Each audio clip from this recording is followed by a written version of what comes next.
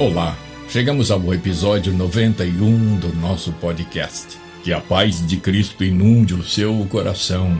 É uma honra ter você aqui comigo. Não se esqueça de fazer o download dos episódios anteriores e, se puder, compartilhe. Você pode estar abençoando vidas. Continuamos manifestando nossa gratidão aos quase 300 inscritos no canal. Já são quase 300 pessoas nos ajudando a disseminar a palavra de Deus, que salva do domínio do pecado, que transforma, que liberta e cura e faz de nós pessoas melhores, novas criaturas em um mundo em conflito e aflito. Obrigado por fazer parte dessa empreitada. Obrigado por compartilhar. Deus te abençoe sempre. O nosso tema de hoje é a Ele, o Senhor das Eras, a glória.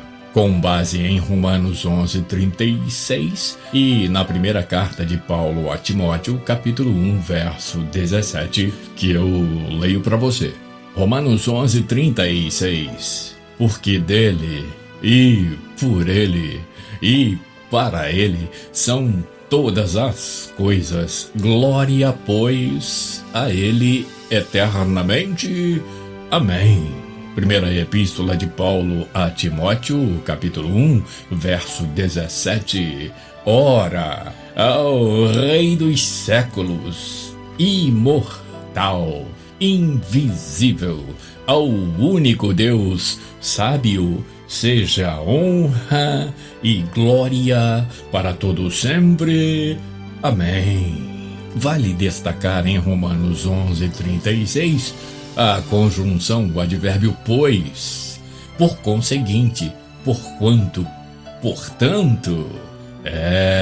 E em primeira Epístola de Paulo a Timóteo 1:17, destacamos a interjeição ora, que expressa ênfase. Agora, por causa disso, voltemos ao versículo: ora, ao Rei dos séculos, imortal, invisível, ao único Deus, sábio, seja honra e glória para todo sempre.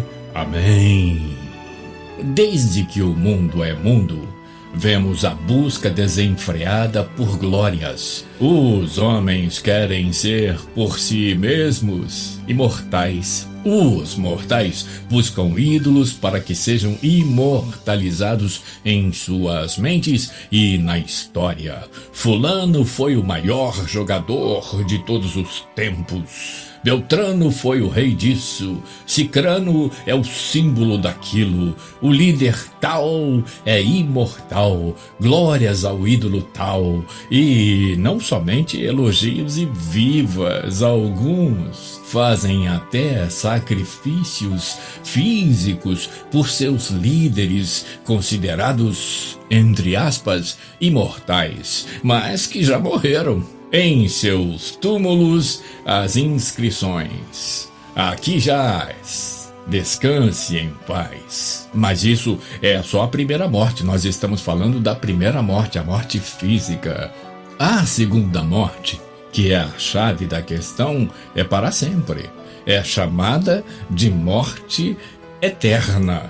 Já no túmulo de Cristo, a inscrição poderia ser essa: nasceu, viveu, morreu, foi sepultado aqui, mas ressuscitou no terceiro dia e vive para sempre, pelos séculos dos séculos. Nossa singela reflexão de hoje busca responder de forma objetiva, inteligível e simples a pergunta: por que a glória deve ser dada a Ele? Meu tópico primeiro: porque Ele é digno.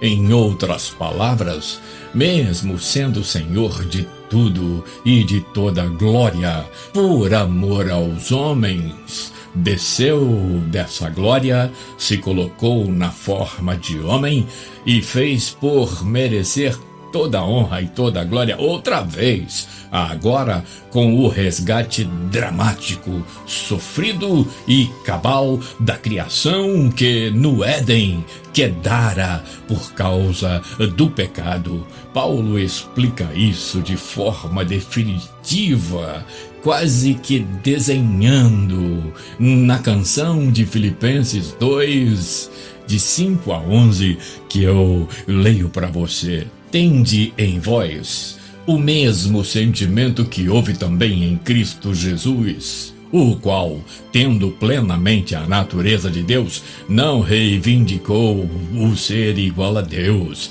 mas, pelo contrário, esvaziou-se a si mesmo, assumindo plenamente a forma de servo e tornando-se semelhante aos seres humanos. Assim, na forma de homem, humilhou-se a si mesmo, entregando-se à obediência até a morte e morte de cruz. Por isso, Deus também o exaltou sobremaneira à mais elevada posição e lhe deu o nome que está acima de qualquer outro nome, para que ao nome de Jesus se dobre todo joelho dos que estão nos céus, na terra e debaixo da terra, e toda língua confesse que Jesus Cristo é o Senhor, para a glória de Deus Pai.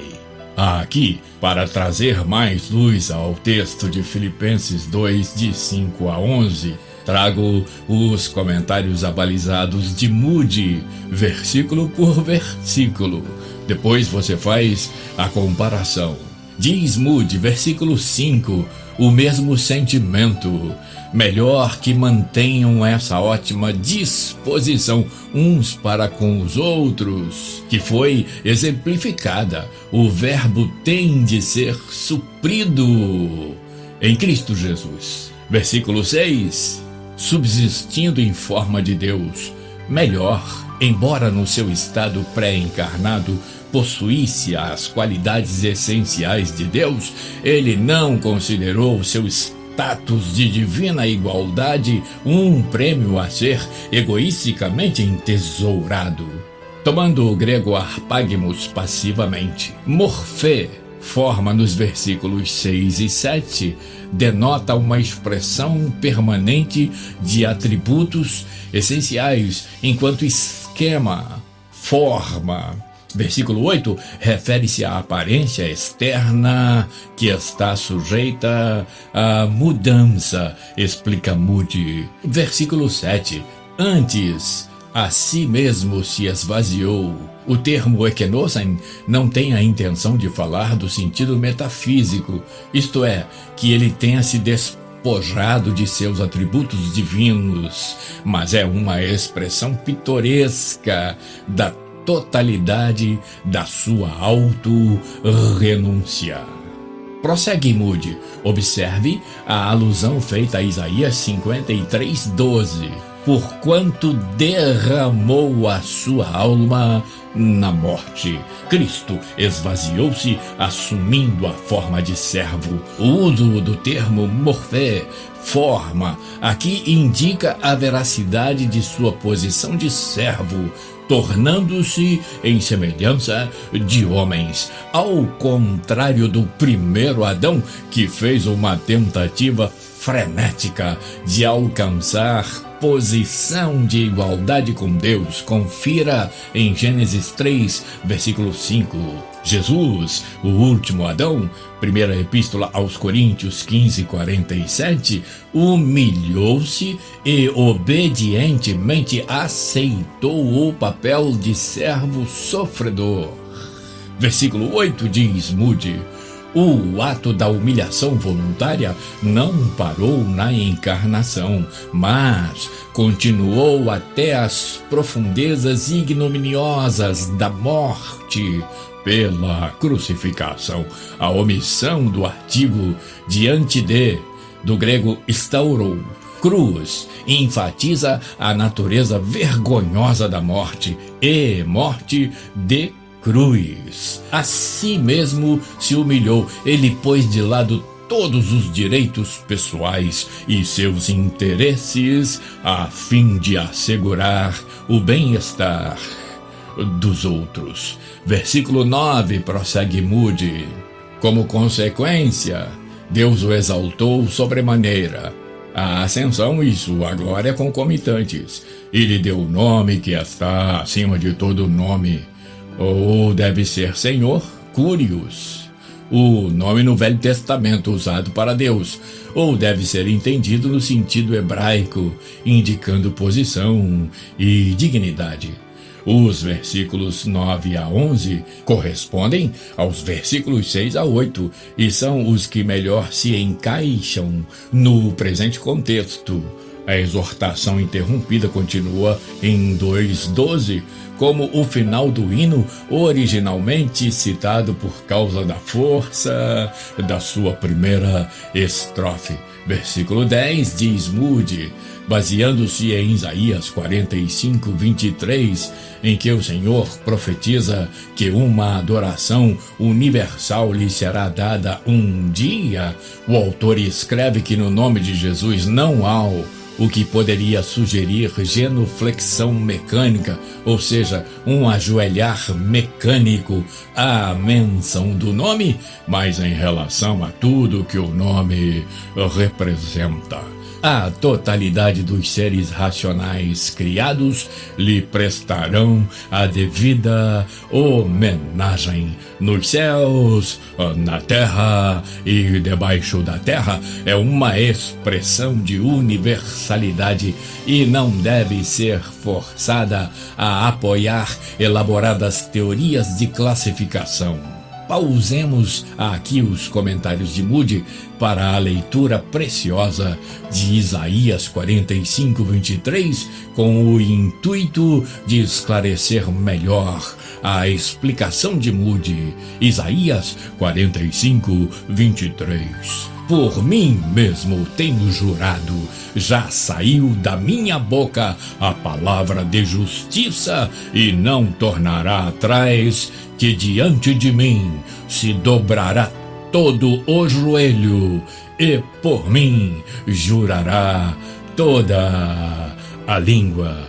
Para fechar os comentários de Moody, o versículo 11, diz ele, o verbo composto traduzido por confesse, exomologeo, pode significar confessar com ação de graças. Embora isto poderia parecer estranho se toda língua inclui os perdidos além dos salvos. Jesus Cristo é o Senhor, é o mais antigo credo da igreja primitiva. Consulte Romanos 10:9 e primeira epístola aos Coríntios 12, verso 3. O senhorio de Cristo é o âmago do cristianismo, conclui Moody. Continuemos respondendo à pergunta por que devemos dar glória a Ele. Meu tópico 2, porque Ele é o Rei dos séculos, o Senhor das eras. Ele é o único que pode usar o presente do indicativo do verbo ser no presente, no passado e no futuro. No presente ele diz eu sou, no passado ele diz eu sou, no futuro ele diz eu sou. Observe os textos bíblicos enfatizando. No passado ele conjuga eu sou. João 8:58, disse-lhes Jesus, em verdade vos digo, que antes que Abraão existisse, eu sou. No presente, ele conjuga eu sou. Veja Êxodo 3:14. E disse Deus a Moisés, eu sou o que sou. Disse mais, assim dirás aos filhos de Israel, eu sou, me enviou a vós. No futuro, ele conjuga eu sou. Eu leio para você Apocalipse 1:17 e 18. Quando o vi, caí a seus pés como morto, porém ele pôs sobre mim a sua mão direita, dizendo: não temas, eu sou o primeiro e o último, e aquele que vive, e estive morto, mas eis que estou vivo pelos séculos dos séculos, e tenho as chaves da morte e do inferno. Almeida, revista e atualizada. Isso mesmo, o rei dos séculos vem do grego Basileiton Aionon, Rei das Eras, como afirma o profeta Isaías, capítulo 9, verso 6, escrito a partir do ano 738 a.C. Olha o que disse Isaías: porque um menino nos nasceu, um filho se nos deu, e o principado está sobre os seus ombros, e o seu nome será Maravilhoso, Conselheiro, Deus Forte, Pai da Eternidade, Príncipe da Paz. Jeremias também faz essa afirmação, Jeremias 10:10, mais ou menos entre os anos 650 e 645 antes de Cristo. Mas o Senhor Deus é a verdade, ele mesmo é o Deus vivo e o Rei eterno. Do seu furor treme a terra, e as nações não podem suportar a sua indignação. Meu tópico 3, porque devemos dar a ele a glória, porque ele é imortal, do grego aptartos, incorruptível. A mesma palavra traduzida para mostrar a alma e o espírito do homem como não sendo corruptíveis. Eu vou ler para você 1 Pedro 3:4. Seja, porém, o homem interior do coração unido ao incorruptível trajo de um espírito manso e tranquilo, que é de grande valor diante de Deus. Há outras coisas que são indicadas como incorruptíveis e imortais. A sua glória é incorruptível. Romanos 1:23.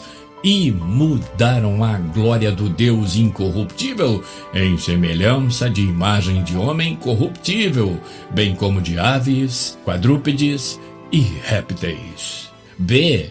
Ele quer que sejamos incorruptíveis. Veja a primeira epístola aos Coríntios, capítulo 9, verso 25. Todo atleta em tudo se domina, aqueles para alcançar uma coroa corruptível, nós, porém, a incorruptível. Se nós seremos incorruptíveis. Primeira epístola aos Coríntios, capítulo 15, verso 52. Num momento, num abrir e fechar de olhos, ao ressoar da última trombeta, porque a trombeta soará, os mortos ressuscitarão incorruptíveis e nós seremos transformados. Eu leio ainda mais alguns versículos para você. Primeira epístola de Pedro 1, verso 4. Para uma herança incorruptível, sem mácula, imarcessível, reservada nos céus para vós outros. Primeira epístola de Pedro 1, verso 23. Pois fostes regenerados, não de semente corruptível, mas de incorruptível, mediante a palavra de Deus, a qual vive e é permanente. Se Deus é imortal e o espírito do homem é imortal, então é fato consumado que o homem interior é também perene, quer na vida eterna, quer na morte eterna, por mais paradoxal que possa parecer. João 11, 25 e 26 eu leio para você. Disse-lhe Jesus: eu sou a ressurreição e a vida. Quem crê em mim, ainda que esteja morto, viverá. E todo aquele que vive e crê em mim, nunca morrerá. Crês tu isto? Por que devemos dar a ele a glória? Meu tópico 4, porque ele é Deus invisível, do grego aoratos. Colossenses 1,16, pois nele foram criadas todas as coisas nos céus e sobre a terra, as visíveis e as invisíveis, sejam tronos, sejam soberanias, quer principados, quer potestades. Tudo foi criado por meio dele e para ele. Meu tópico 5, porque ele é o único Deus sábio. Primeira Epístola a Timóteo, capítulo 6, verso 16. O único que possui imortalidade, que habita em luz inacessível, a quem homem algum jamais viu, nem é capaz de ver. A ele honra e poder eterno. Amém. Primeira Epístola a Timóteo, capítulo 1, verso 17. Ora, ao Rei dos séculos, imortal, invisível, ao único Deus sábio, seja honra e glória para todos sempre. Amém. Meu tópico 6, porque ele não divide sua glória com ninguém. Isaías 42, 8 eu leio para você. Eu sou Yahvé, o Senhor, este é o meu nome. Não dividirei minha glória a nenhum outro ser. Tampouco entregarei o meu louvor às imagens esculpidas. Bíblia King James, Deuteronômio 32, 39. Vede agora que eu sou, eu somente, e mais nenhum Deus além de mim. Eu mato e eu faço viver, eu firo e eu saro, e não há quem possa livrar alguém da minha mão. Bíblia Almeida, revista e atualizada. O Deus Trino é a fonte da sabedoria e da imortalidade. Portanto, e por tudo, absolutamente tudo, ao Rei dos séculos, imortal, invisível, ao único Deus sábio, seja honra e glória para todos sempre. Amém. Primeira Epístola a Timóteo 1,17. Pensa nisso, e que o Senhor te abençoe e te guarde, que o Senhor faça resplandecer o seu rosto sobre ti e tenha misericórdia de ti, que o Senhor sobre ti levante o seu rosto e te dê a paz. Obrigado por estar aqui comigo. Até o próximo episódio, na semana que vem, se Deus quiser.